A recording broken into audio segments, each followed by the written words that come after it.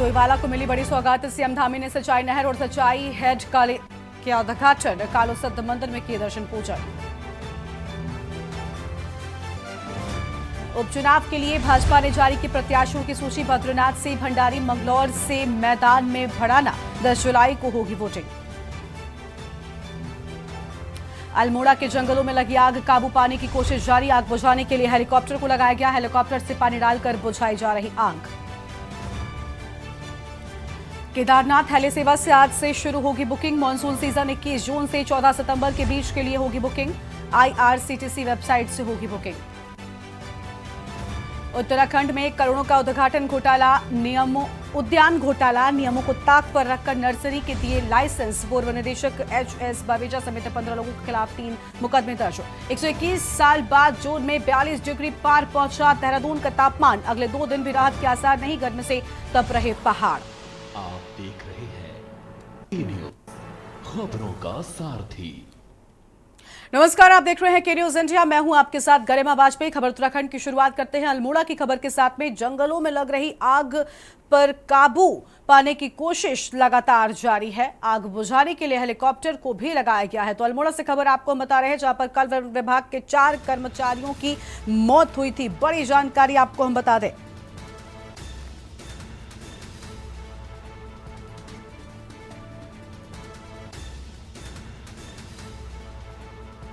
कल वन विभाग के 4 कर्मचारियों की हुई थी मौत। अहम जानकारी आपको हम बता रहे हैं। अल्मोड़ा से खबर, जंगलों में लगी आग पर काबू पाने की कोशिश लगातार जारी है। हेलीकॉप्टर से पानी डालकर बुझाई जा रही है आग। अहम जानकारी आपको हम बता रहे हैं। कल वन विभाग के 4 कर्मचारियों की मौत हो गई थी, जिसके बाद से लगातार एक्शन में कर्मचारी नजर आ रहे हैं। बड़ी खबर आपको हम बता दें, जंगलों में लगी आग पर काबू पाने की कोशिश जारी है। आग बुझाने के लिए हेलीकॉप्टर को लगाया गया है।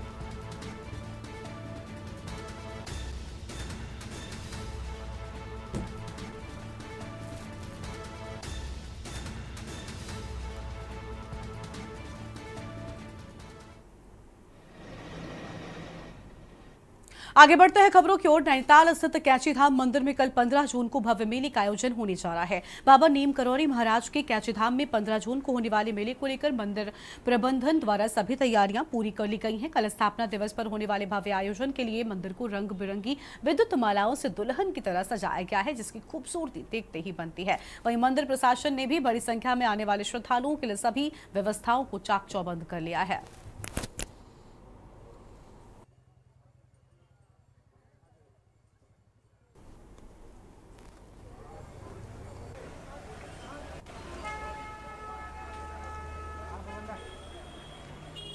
इतना भव्य सजावट तारीख की जो स्थापना दिवस है उस उपलक्ष्य में कराई जा रही है, जिसमें एक बहुत ही यहाँ पर विशाल भंडारे का आयोजन किया जाता है। काफ़ी दूर दूर से यहाँ पर श्रद्धालु आते हैं। इसमें हमने अनुमानित लगभग 2 लाख लोगों का आने की उम्मीद है और उसी हिसाब से हम यहाँ पर मालपुआ बना रहे हैं। और ये मालपुआ जो है हमारा 12 तारीख की सुबह 10 बजे से पूजा अर्चन के बाद बनाना शुरू हो गया था और जो निरंतर रात दिन बनते रहता है। और ये 15 जून की रात तक बनते रहता है, जब तक भक्त लोग को सबको प्रसाद ना मिल जाए। खबर है विकासनगर से, जहां बीती 5 और 6 जून की मध्यरात्रि को बदमाशों ने अपने साथियों के साथ मिलकर सहसपुर थाना क्षेत्र के खुशहालपुर गांव में धावा बोलकर एक परिवार को गन पॉइंट पर बंधक बना लिया और लाखों की ज्वेलरी, 70,000 रुपए नकद और एक स्कूटी लूटकर फरार हो गए थे। पीड़ित परिवार की तहरीर के आधार पर मुकदमा दर्ज कर स्थानीय पुलिस आरोपियों की पहचान कर धरपकड़ में लगी थी।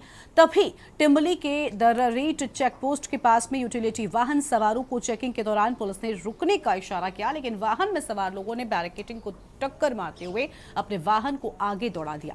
आनन फानन में वाहन आगे जाकर एक पेड़ से टकरा गया। वहीं बदमाशों के पीछे लगी पुलिस भी तुरंत मौके पर पहुंच गई, जहां वाहन में सवार एक युवक को हिरासत में ले लिया, जबकि दूसरा युवक मौका देखकर जंगल की ओर फरार हो गया।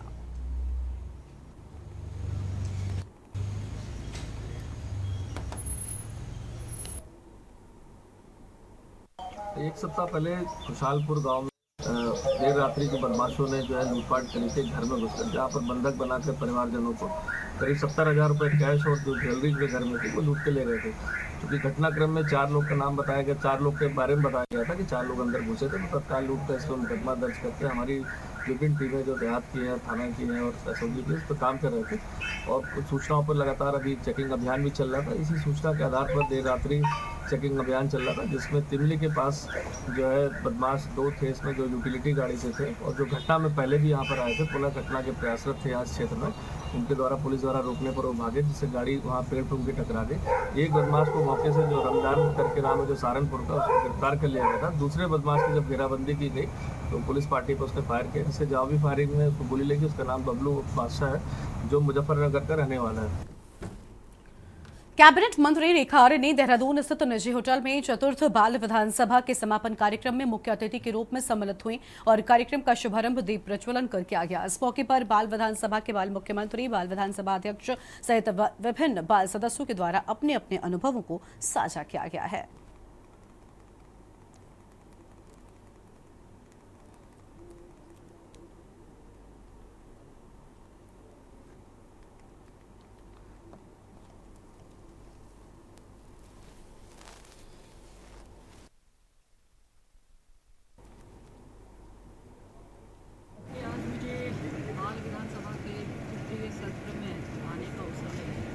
निश्चित रूप से आज हमने 70 विधायकों को, जिसमें 37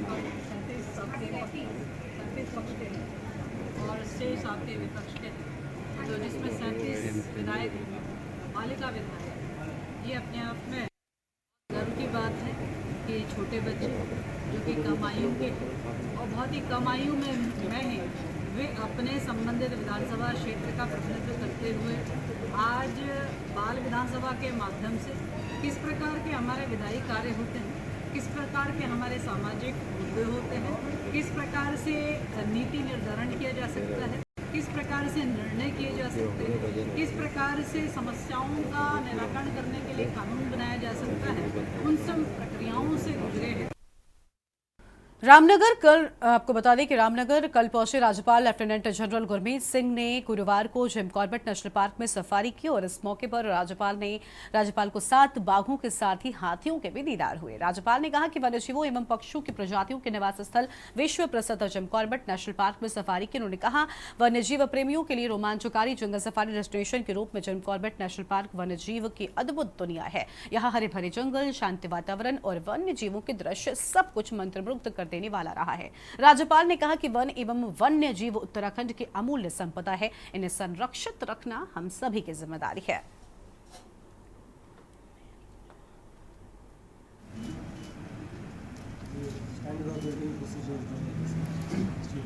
This one-day conference focuses on the involvement of communities in different conferences and properties and conversations.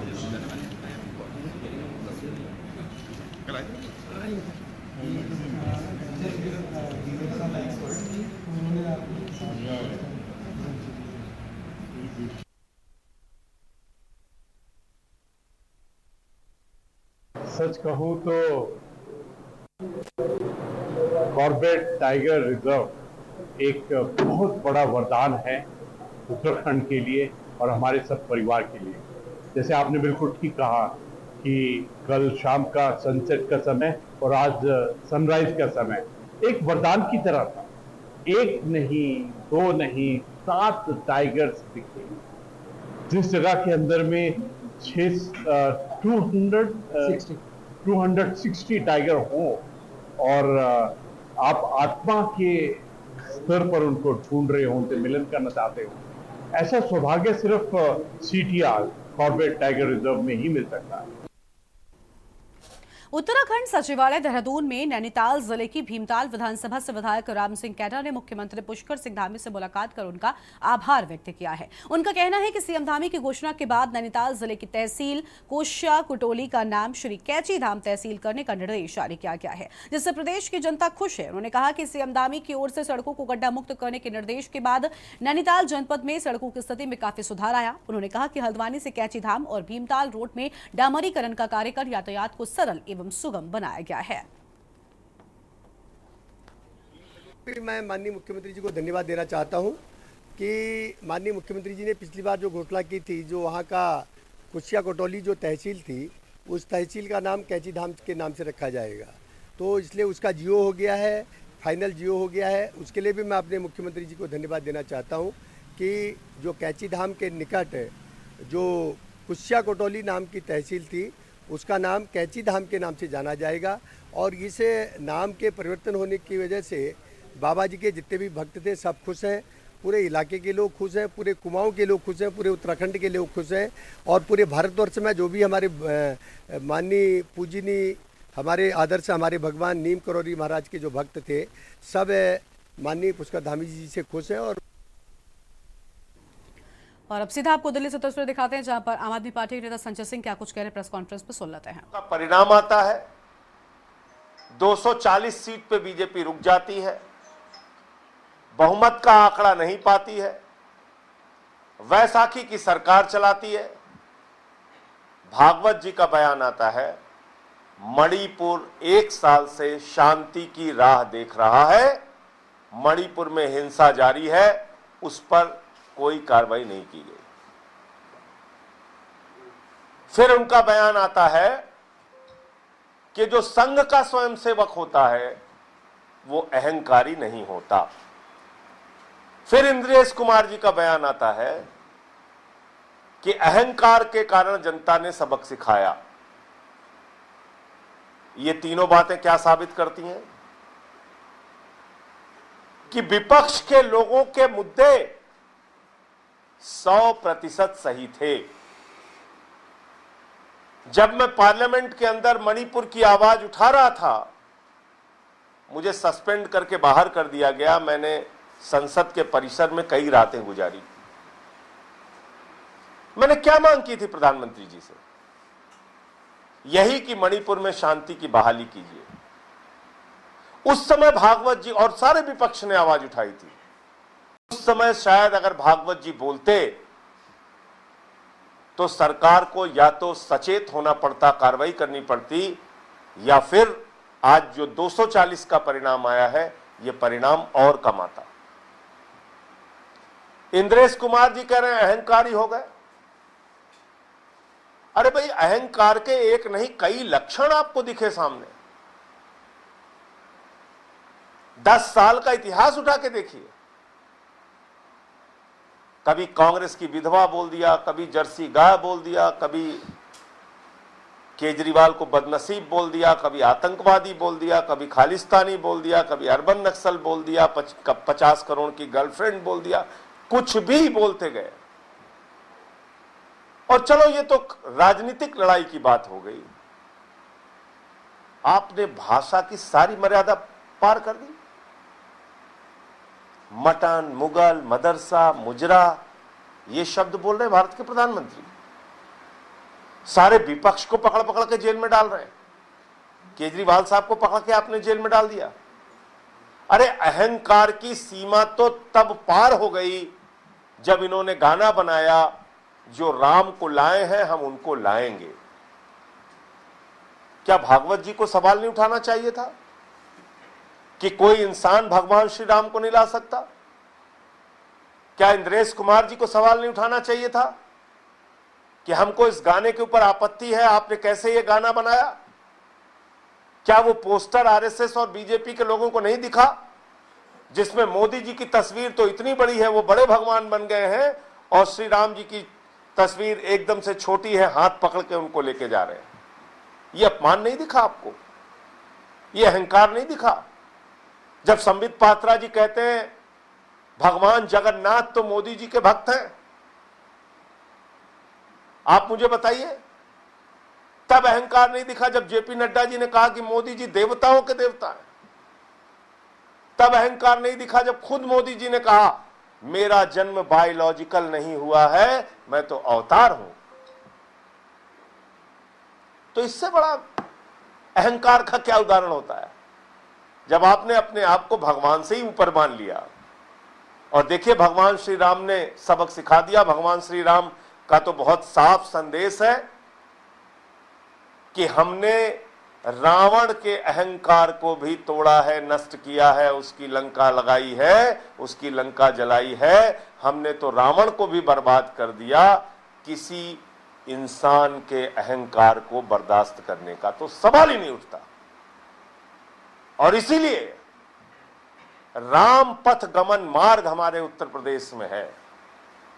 जिन रास्तों से प्रभु श्री राम होकर गुजरे, अयोध्या हारे, सुल्तानपुर कुशभवनपुर हारे, प्रतापगढ़ हारे, कौशाम्बी हारे, प्रयागराज हारे, चित्रकूट हारे। तो दिल्ली से आम आदमी पार्टी के सांसद संजय सिंह को आप सुन रहे थे, जिनकी ओर से बीजेपी पर बड़ा हमला बोला गया है। अब आगे बढ़ते हैं अपनी खबरों की ओर। उत्तराखंड में गंगा, यमुना, अलकनंदा, भगीरथी जैसी दर्जनों बड़ी नदियां हैं, लेकिन फिर भी इन दिनों उत्तराखंड में सैकड़ों बस्तियों में पानी की किल्लत हो रही है और आम लोग पीने के पानी की परेशानी से जूझ रहे हैं। हालत तो ये है कि लोगों का सब्र अब टूट रहा है, क्योंकि कई दिनों से लोगों के घरों में पीने का पानी नहीं आ रहा है।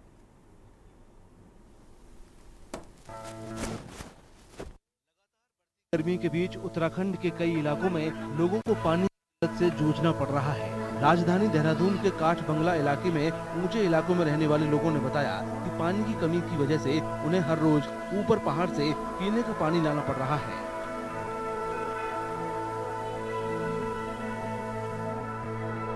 यहाँ पे 1 से 1.5 हजार आबादी है और पानी की समस्या पहले कभी नहीं हुई, लेकिन अब हो रही है। जबकि पानी हमारे वार्ड से सेकर फॉल और यहाँ से हमारे वार्ड से नीचे सप्लाई है और हमारे वार्ड में परेशानी हो रही है, जबकि हमारे वार्ड से पानी जा रहा है नीचे। और हैंडपंप है, उससे थोड़ा गुजारा चल जा रहा है। लाइनों में तो पानी, ऊपर 64 घर हैं, वहाँ पे कई दिनों से पानी, आप वहाँ पे देखेंगे अगर चढ़ाई तो आदमी पैदल नहीं चढ़ पाता, लेकिन वहाँ के लोगों को नीचे हैंडपंप में पानी लेने आना पड़ा। ये 3 तारीख से सर पानी नहीं आ रहे हम लोग को, उतने ऊपर से पानी लेने नीचे आना पड़ता है और फिर उतने ऊपर देखिए कैसे हम चढ़ते हम लोग पानी लेके, कितना समस्या है। ये लोग वहाँ पे टैंक ही नहीं चढ़ सकते, टैंक नहीं चढ़ सकते ना सर, ऊपर कहाँ जाएंगे ढांग में टैंक चढ़ के ऊपर। साधन तो है नहीं हम लोगों की, कितनी परेशानी हो रही है। एक तो बच्चे पानी ढोरो के परेशान हो गए सब। बिल तो ऐसे लेते हैं जैसे कि भयंकर की जीएसटी लगा देंगे, ब्याज बढ़ा देंगे, अब पानी नहीं देंगे। पानी कहाँ आधा घंटा से कम आता हमारे यहाँ, सुबह और शाम को आधा घंटा। तो पीने के लिए मैंने तो ऊपर 2 मंजिले में तो बिल्कुल मोटर से भी नहीं चढ़ रहा, उसका प्रेशर बिल्कुल लो प्रेशर है। यही चक्कर है सर। तो कोई अगर सुविधा हो तो पानी का कराओ तो कहीं से कोई कुछ और जगह तक, बल्कि तो एडिशनल लाइनें खुली हुई है हमारे यहाँ, तो वो भी नहीं हुए अब तक। कुछ लोगों का दावा है कि वे पिछले 6 महीनों से पानी की किल्लत से जूझ रहे हैं। लोग अपनी पानी की जरूरतों को पूरा करने के लिए हैंडपंप और नल की तलाश करने को मजबूर है। यहाँ पर कोई नहीं आया है, यहाँ सदैव संकट ही रहता है। कम से कम 5-6 महीने हो गया पानी नहीं आया, कभी आ जाता है कभी नहीं आता, और पीने वाला पानी नहीं है। नदी का पानी है, बाहर उधर से लाते हैं नदी पार से पीने के लिए। ये 5-6 महीने हो गए संकट। प्रशासन के मुताबिक आने वाले दिनों में स्थिति में सुधार होने की संभावना है। जिन इलाकों में पानी की कमी है वहां वैकल्पिक व्यवस्था की गई है। मई लास्ट वीक के आसपास की जो क्राइसिस ज़्यादा थी वो अब कम हो गई है, अब स्थिति थोड़ी बेहतर है पहले से। बट अभी भी ऐसे इलाके हैं जहाँ पे पेयजल को लेकर के अभी समस्याएं हैं। हम लोग एक्चुअली हर साल 1 अप्रैल से मॉनिटर करना शुरू करते हैं, उससे पहले पूर्व तैयारियां भी करते हैं कि किन इलाकों में संभावना हो सकती है कि क्राइसिस होगी और वहाँ के लिए क्या क्या अरेंजमेंट हमने करने हैं। अभी आज की तारीख में अर्बन एरियाज में देहरादून की कई ऐसे मोहल्ले हैं, हल्द्वानी के कई ऐसे मोहल्ले हैं, या चमोली में कर्णप्रयाग वगैरह के कुछ नगर ऐसे मोहल्ले हैं, उत्तरकाशी में बरकोट वगैरह के कुछ मोहल्ले हैं जहाँ पे क्राइसिस है। लोगों को उम्मीद है कि मानसून के आने से उनकी परेशानियां कम होंगी और जल्द ही पानी की सप्लाई सुधरेगी।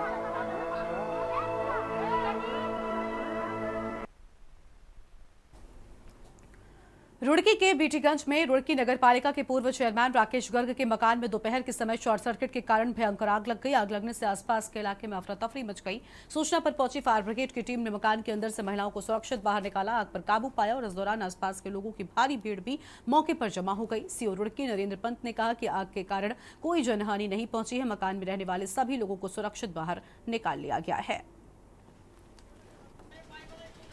प्रथम दृष्टया तो शॉर्ट सर्किट से आग लगना बताया जा रहा है और यहाँ पर आग लगी थी, 2 महिलाएं उसमें फंसी हुई थी, उनको हमारे चीता पुलिस कर्मियों और फायर कर्मियों ने सकुशल बाहर निकाल लिया। दोनों की हालत बिल्कुल ठीक है, उनको कोई चोट नहीं है और आग पर काबू पा लिया गया है तथा अभी भी गाड़ियाँ वहाँ पर लगी हुई हैं और लगातार उसको बुझा दिया गया। सामान कुछ कितना जला है कुछ पता है? देखिए, इसका आकलन एक बार हमारी जो फायर टीम है वह कम्प्लीटली एक बार संपत्ति का आकलन करती है कितना नुकसान हुआ है, लेकिन प्रथम दृष्टया कोई भी जन धन की हानि नहीं हुई।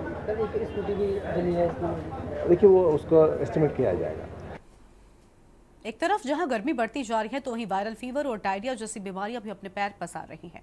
वहीं जसपुर सामुदायिक स्वास्थ्य केंद्र ने बीमारियों से निपटने के लिए सभी तैयारियां पूरी कर ली हैं। जसपुर सामुदायिक स्वास्थ्य केंद्र प्रभारी धीरेन्द्र गहलोत ने कहा कि मरीज रोजाना भर्ती हो रहे हैं। वायरल फीवर और डायरिया से जिनका सुचारू रूप से इलाज हो रहा है, जितनी भी दवाइयां जिले के उपलब्ध हो रही हैं वो इस्तेमाल की जा रही हैं और जिन दवाइयों की कमी है वो प्रबंधन समिति से बाहर से उपलब्ध करा दी गई हैं। दवाइयां पर्याप्त हैं। ज्यादातर मरीज बुखार के हैं, डायरिया के, उल्टी के, दस्त के हैं। तो वहीं उन्होंने इन बीमारियों से बचाव के लिए कहा कि बाहर का खाना ना खाएं, साफ पानी पिएं।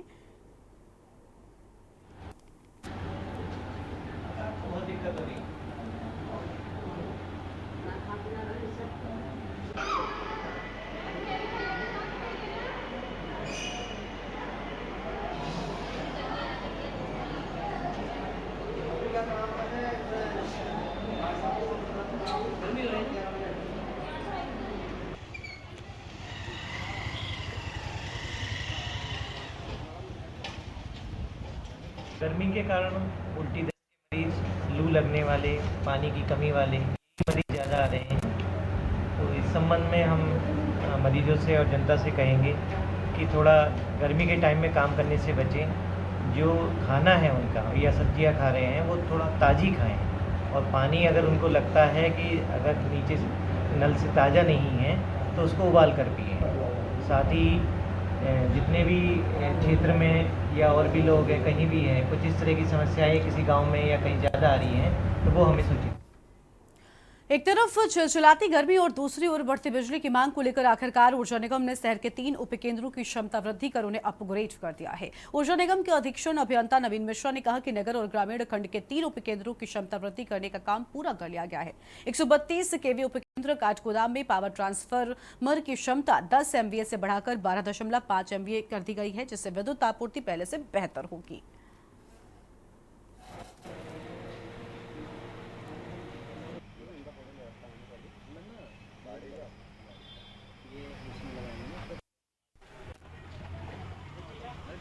क्या चल रहा भाई? आपने वो कर रहे हो क्या? कवरेज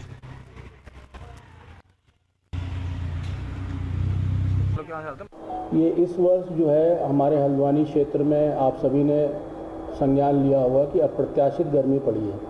और अगर बिजली खपत की बात की जाए तो पिछले वर्ष मई के माह से इस वर्ष मई के माह को अगर कंपेयर करें तो लगभग 26% ऊर्जा खपत में बढ़ोतरी हुई है। और अगर इस वर्ष अप्रैल और इस वर्ष मई के माह में अगर कंपैरिजन करें तो 28% के लगभग कंजम्पशन में ग्रोथ हुआ।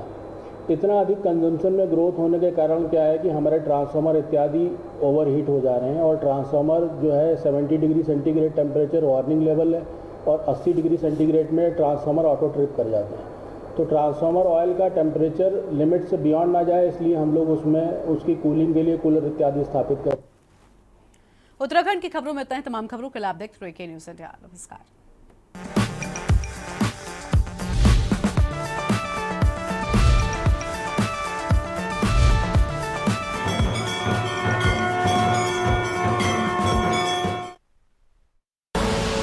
आप देख रहे हैं के न्यूज़, खबरों का